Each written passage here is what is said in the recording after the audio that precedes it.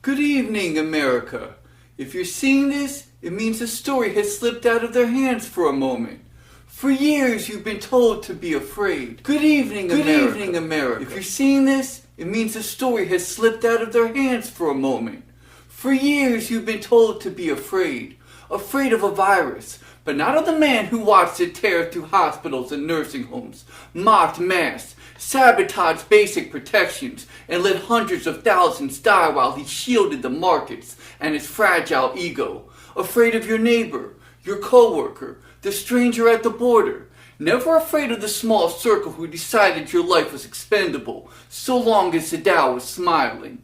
They will tell you COVID was a tragedy, an act of God, an unforeseeable storm. And when fear began to fray, when people took to the streets over George Floyd and 1,000 other names, they offered a new language: diversity, reform, representation. Corporate brands posted black squares. Police kept their budgets. The oligarchy kept its throne.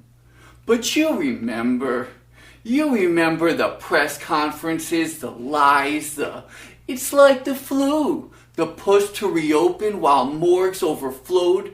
You remember being told that your parents, your friends, your disabled neighbor were acceptable losses.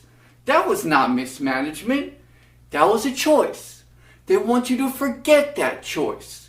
They want you to forget that the same man is back, surrounded by lawyers who write secret memos about domestic extremism and un-American views, as if the real crime were daring to say, "This system is killing us." My name is not important. Some of you know me as ProphAZ, using art as a weapon and vision as a sight. They hear that and pretend not to be afraid, but they are. Not because I hold a gun.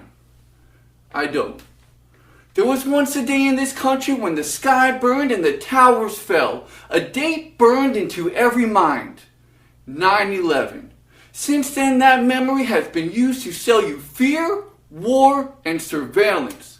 To say, trust us with more power, and we will keep you safe. They did not keep you safe. So I'm asking you to imagine a second 9/11. A day when, from A to Z, the alphabet of this country stands together, refusing to pretend that what happened in the pandemic and what is happening now is acceptable. So if you've seen nothing, if the crimes of this government mean nothing to you, then I suggest you allow the 11th of September to pass. But if you see as I see, and if you feel as I feel, then meet me at the White House on the eve of 9/11, and let us give them an 11th of September that will never be forgot.